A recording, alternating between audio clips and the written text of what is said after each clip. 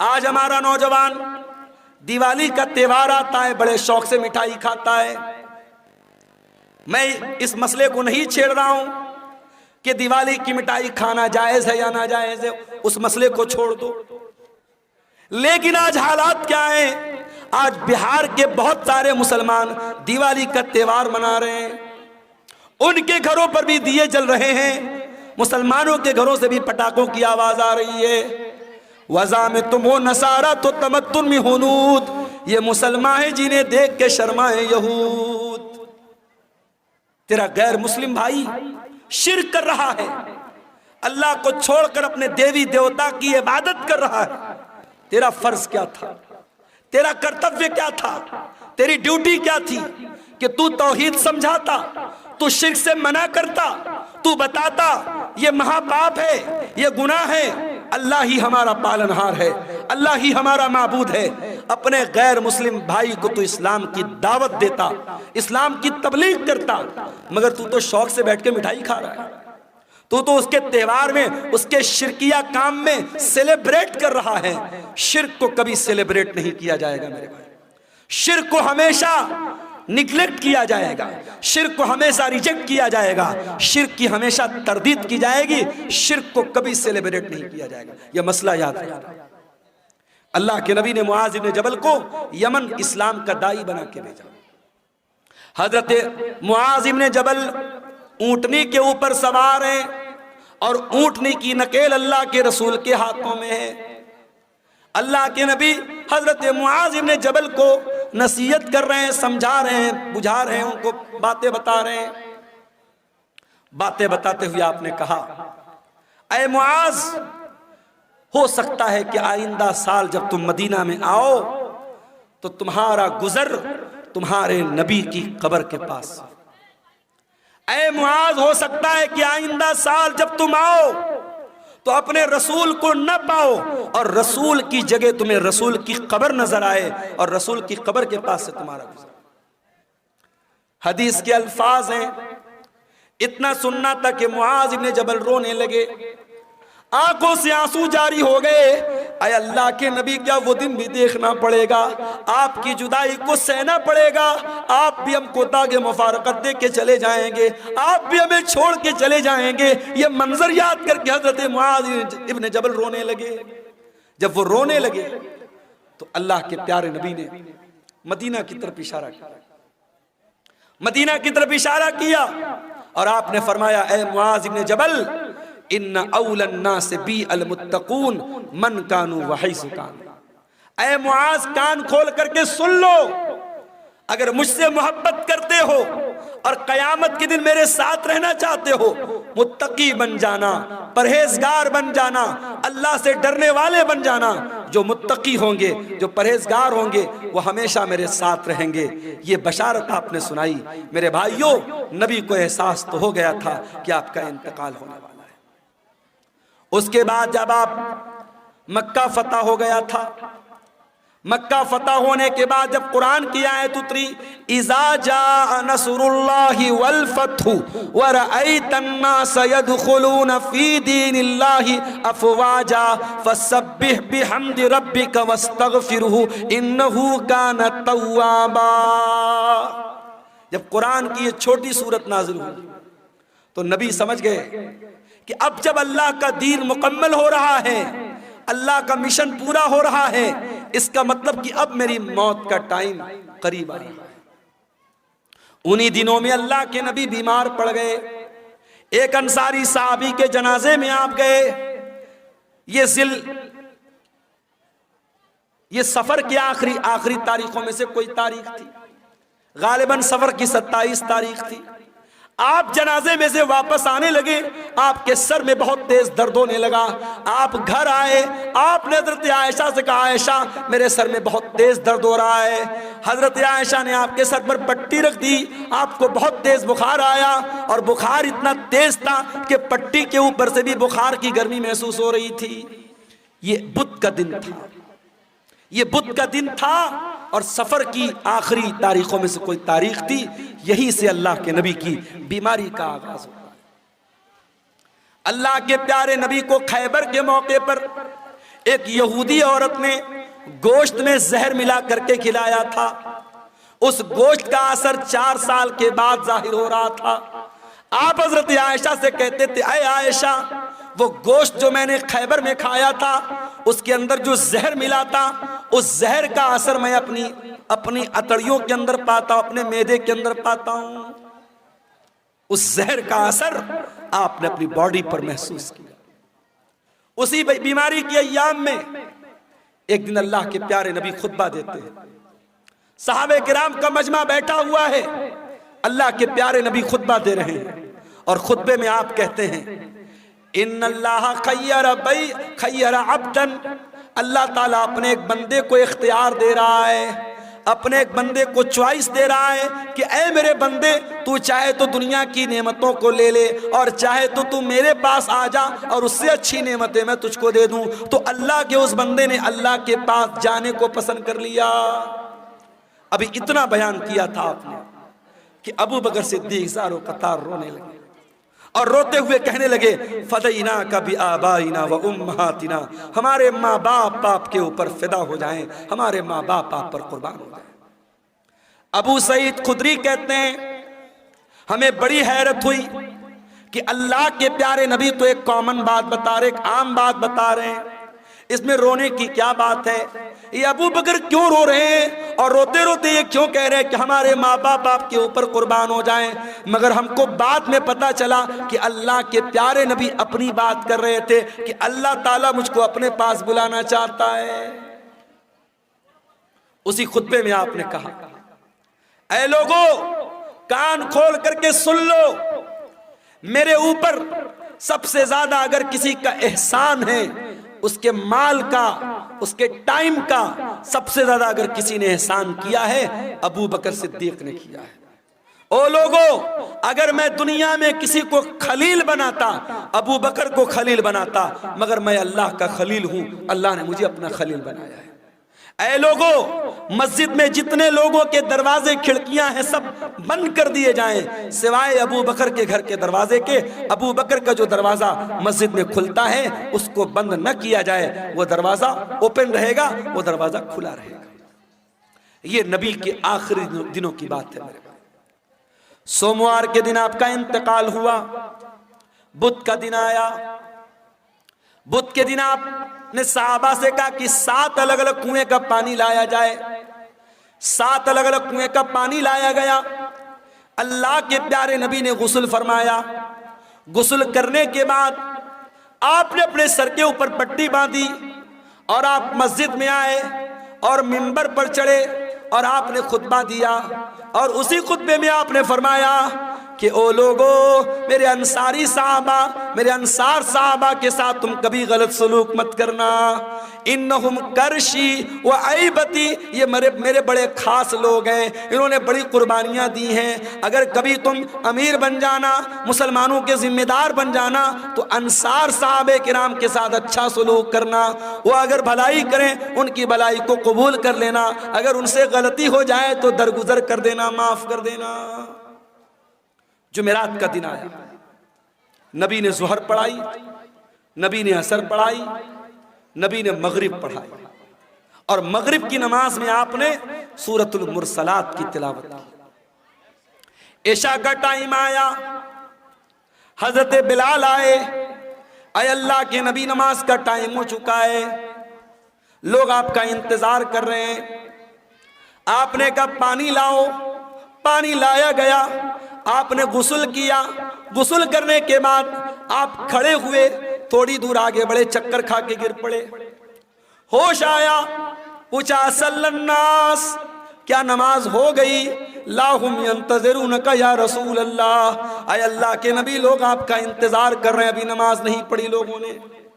फिर आपने गुस्ल किया, फिर आप उठ करके जाने लगे, फिर गशी तारी हो गई, फिर गिर पड़े। 3 बार ऐसा हुआ। 3 बार चक्कर खा के अल्लाह के प्यारे नबी गिर पड़े जमीन के ऊपर। जब 3 बार ऐसा हो गया और आप समझ गए कि अब मेरी तबीयत मस्जिद में जाने लायक नहीं है, तो आपने कहा कि जाओ अबू बकर से कहो वो लोगों को नमाज पढ़ाए। लोग हजरत अबू बकर के पास आए, चलिए आप नमाज पढ़ाइए, अल्लाह के नबी का ऑर्डर है। अबू बकर बड़े नरम दिल आदमी थे, बड़े रहम दिल आदमी थे। उन्होंने हजरत उमर से कहा कि ऐ उमर, आप जा करके नमाज पढ़ा दीजिए। हजरत उमर ने कहा नहीं, अल्लाह के नबी ने आपको परमिशन दी, आप चल करके नमाज पढ़ाइए। 17 टाइम की नमाजें नबी की जिंदगी में, नबी की आखिरी अय्याम में अबू बकर सिद्दीक ने पढ़ाई। जुमेरात के दिन की इशा की नमाज, जुमा की 5 टाइम की नमाज, शनिचर को 5 टाइम की नमाज, इतवार को 5 टाइम की नमाज और सोमवार की फजर की नमाज। ये टोटल 17 नमाजें हजरत अबू बकर सिद्दीक ने अल्लाह के प्यारे नबी की जिंदगी में आखिरी दिनों में पढ़ाई थी।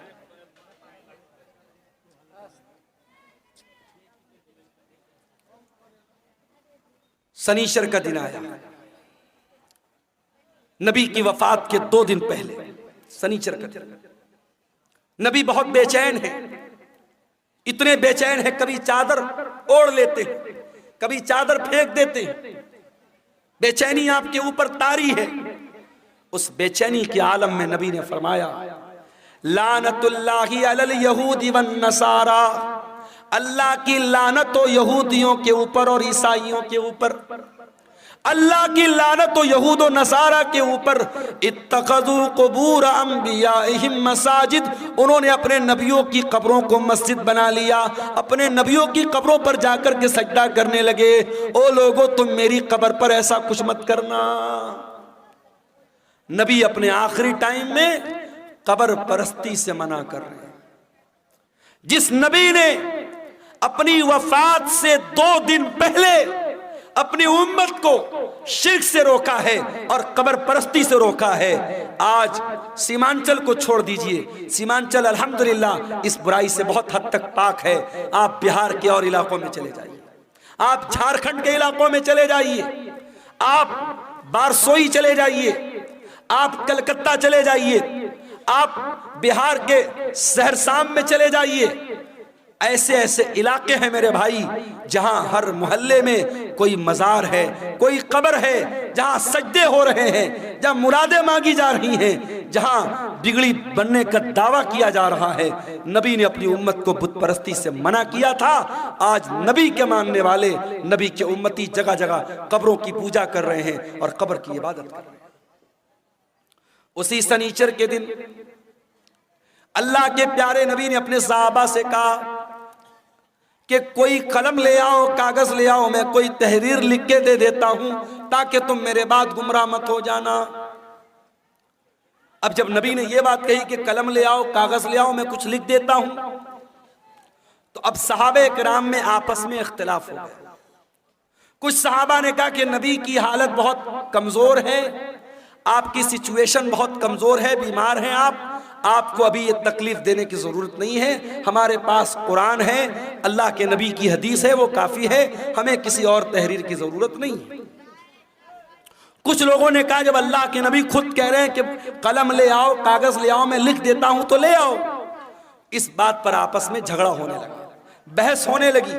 और जब बहस होने लगी, अल्लाह के नबी ने कहा चले जाओ यहां से। नबी ने सबको वहां से हटा दिया। इसका मतलब यह हुआ कि अगर वो बात इतनी इंपॉर्टेंट होती, इतनी अहम होती कि उसके बगैर मुसलमानों का काम न चलता, तो नबी सहाबा से ये ना कहते कि चले जाओ, नबी कहते ले आओ, मैं हर हाल में लिख के दे देता हूं। नबी ने नहीं लिखवाया, इसका मतलब कि वो बात पहले से आप बता चुके थे, वो बात कोई इतनी इंपॉर्टेंट बात नहीं थी।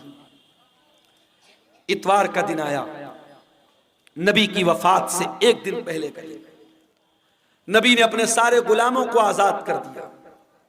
नबी के घर में जितने हथियार थे, तलवार थी, ढाल थी, ज़रा थी, सब आपने मुसलमानों के लिए वक्फ कर दिया। इतना ही नहीं, आपके घर में 7 दीनार थे, आपने उनको भी सदका खैरात कर दिया। इतवार का दिन गुजारने के बाद जब रात आई है और चिराग जलाने के लिए तेल की जरूरत पड़ी है, तो अम्मा आयशा कहती है मेरे पास तेल नहीं था, मुझे पड़ोसी से मांगना पड़ा, तब जाकर मोहम्मद रसूलुल्लाह के घर में चिराग जला है, रोशनी हुई है। अल्लाह मेरी प्यारी माँ और बहनों, आज आपका चप्पल आपकी पसंद का ना आए, आपका कपड़ा आपकी पसंद का ना आए, आपकी पसंद की ज्वेलरी आपका शौहर ना लाए, तो मियाँ बीवी में झगड़ा हो जाता है। बीवी कह देती है, अरे जाइए, आपके साथ तो शादी करके मैं फंस गई, शादी करके फंस गई आपके साथ, आप तो कभी मेरी पसंद का सामान नहीं लाते हैं। आज शौहर अपना दिल और कलेजा निकाल के रख दे, तब भी बीवी खुश नहीं होने वाली। वो एक लतीफा है ना कि एक मौलवी साहब थे, बहुत अच्छी तकरीर करते थे, बहुत पब्लिक उनकी बड़ी इज्जत करती थी, बड़ा लोग एहतराम करते थे, और घर में जो उनकी घरवाली थी वो उनकी इज्जत ही नहीं करती थी, उनको मानती नहीं थी। तो एक दिन उनकी घरवाली ने कहा, अरे सुनते हो, रात मैंने ख्वाब देखा एक बुजुर्ग हवा में उड़ रहे हैं, एक बुजुर्ग को देखा मैंने कि हवा में उड़ रहे हैं। मैं तो देख के बड़ी अचंभित हो गई, हैरान हो गई। तो मौलवी साहब ने कहा कि अरे पागल, वो बुजुर्ग मैं था जिसको तुमने हवा में उड़ते हुए देखा था। कहा अच्छा आप थे, इसीलिए थोड़ा टेढ़ा टेढ़ा उड़ रहे थे, सीधा नहीं उड़ रहे थे। तो बीवी कभी शौहर की तारीफ करने को तैयार नहीं होती है, ये मिजाज होता है मेरे भाइयों बीवियों का। लेकिन आप देखिए नबी की बीवियों ने कैसी जिंदगी गुजारी। नबी ने अपनी बीवियों को कोई लग्जरी लाइफ नहीं दी, कोई शानदार घर नहीं है, कोई शानदार कपड़ा नहीं है, कोई शानदार फर्नीचर नहीं है। नबी की हयात का आखिरी दिन है और नबी के घर में जो चिराग जल रहा है, चिराग की बत्ती का तेल भी उधार मांग के लाया गया है। सोमवार का दिन आता है, नबी अकरम की जिंदगी का आखिरी दिन है। अल्लाह के प्यारे नबी फजर की नमाज का टाइम होता है, बिस्तर से उठते हैं, अपने कमरे के दरवाजे पर आते हैं, पर्दा हटाते हैं, सामने सहाबे किराम नमाज पढ़ रहे हैं। अबू बकर सिद्दीक नमाज पढ़ा रहे हैं और सहाबे किराम नमाज पढ़ रहे हैं। ये मंजर देख करके अल्लाह के नबी बहुत खुश होते हैं और आपके चेहरे पर मुस्कुराहट आ जाती है। आप जब मुस्कुराने लगते हैं तो सहाबे किराम नमाज की हालत में अपने नबी की मुस्कुराहट को महसूस कर लेते हैं। सहाबे किराम समझ जाते हैं कि अल्लाह के नबी अपने कमरे के दरवाजे पर आए हैं। सहाबे किराम ताली बजाने लगते हैं, लुकमा देने लगते हैं हजरत अबू बकर सिद्दीक को कि जल्दी से पीछे चले आओ, अल्लाह के नबी आ चुके हैं। लेकिन जब अल्लाह के नबी ने महसूस किया कि सहाबे किराम चाहते कि मैं इमामत कराऊं, तो आपने इशारा किया कि नमाज पूरी करो, और उसके बाद आपने पर्दा गिरा दिया। ये आखिरी नजर थी, सहाबा कहते हैं आखिरी दीदार था जो हमने अपने नबी का किया था। फजर का टाइम खत्म हुआ, चाश्त का टाइम शुरू हुआ, सूरज आसमान की तरफ बुलंद होने लगा। जैसे जैसे सूरज बुलंद हो रहा है, चाश्त का टाइम हो रहा है, मोहम्मद रसूलुल्लाह की तकलीफ बढ़ रही है मेरे भाई। आपने अपनी बेटी हजरत फातिमा को बुलवाया। हजरत फातिमा ने आकर के अपने बाप को तकलीफ में देखा, फरमाया वाह करबा बता, हाय मेरे अब्बा जान की तकलीफ।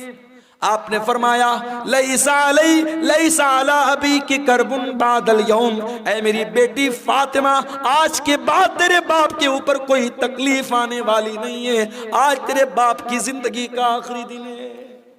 एहसास हो गया था कि आज आखिरी दिन है। फिर आपने हजरत फातिमा के कान में कहा, ऐ फातिमा, मैं बहुत जल्द दुनिया से जाने वाला हूँ, मैं छोड़ करके तुमको दुनिया से जाने वाला हूँ, तेरा बाप तुझसे जुदा होने वाला है। ये सुन करके हजरत फातिमा की आंखों से आंसू आ गए। फिर आपने उनके कान में फरमाया, ऐ फातिमा, मेरे अहले बैत में, मेरे घर वालों में सबसे पहले तुम मुझसे मिलोगी, तुम्हारा इंतकाल सबसे पहले होगा, और ऐ फातिमा, तुम तमाम जन्नती औरतों की सरदार बनोगी। जब हजरत फातिमा ने यह सुना, उनके चेहरे पर मुस्कुराहट आ गई। आपने हसन और हुसैन को बुलाया, उनकी पेशानी को चूमा और लोगों से कहा कि मेरे ये नवासे हैं, इनका ख्याल करना, इनके हुकूक का ख्याल करना, इनके साथ कोई जुल्म न होने पाए। फिर आपने अपनी बीवियों को बुलवाया, तमाम बीवियां इकट्ठा हो गई। आपने उनको वाजो नसीहत की, उनको समझाया, उनको अच्छी अच्छी बातें बताई। उसके बाद आपने ये भी फरमाया, दो चीजों की आपने वसीयत की। उस बेचैनी के आलम में जब आपकी जबान से अल्फाज भी सही तरीके से नहीं निकल लेते, आपने फरमाया अस्सलात अस्सलात व मा मलकत ऐमानुकुम, ओ लोगो नमाज की पाबंदी करते रहना, नमाज का ख्याल करते रहना और अपने गुलामों का, अपने नौकरों का, अपने मातहतों का ख्याल करना। नमाज की पाबंदी करना और अपने अंडर में काम करने वाले अपने नौकरों, अपने खादिमों का खास ख्याल रखना। हजरत अब्दुर्रहमान इब्न अबू बकर मिसवाक लेकर के आए, नबी की नजर मिसवाक पर पड़ गई। आपने हजरत आयशा को इशारा किया कि मैं भी मिसवाक करना चाहता हूं। हजरत आयशा ने अपने भाई से मिसवाक ली और मिसवाक को अपने दांतों से नरम किया और वो मिसवाक अल्लाह के नबी को दे दी। अल्लाह के प्यारे नबी ने अपनी वफात से कुछ देर पहले मिसवाक किया।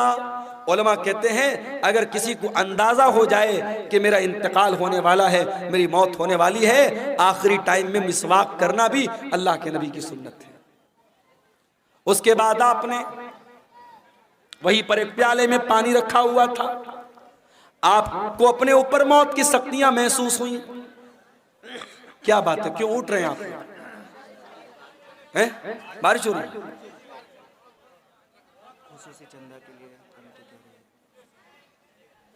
मेरे भाइयों, इलाका इतना पिछड़ा हुआ है। मुझे याद है जब कारी साहब ने मुझको बुलाया था और मैं जहां ठहरा हुआ था, रात भर मच्छरों ने मेरा जीना हराम कर दिया था। कीड़ों ने, मच्छरों ने। मुझे घसिया घाट का इलाका कभी भूलता नहीं है। और मैंने कहा था कि इतना पिछड़ा इलाका बहुत कम देखने को मिलता। अब तो माशाअल्लाह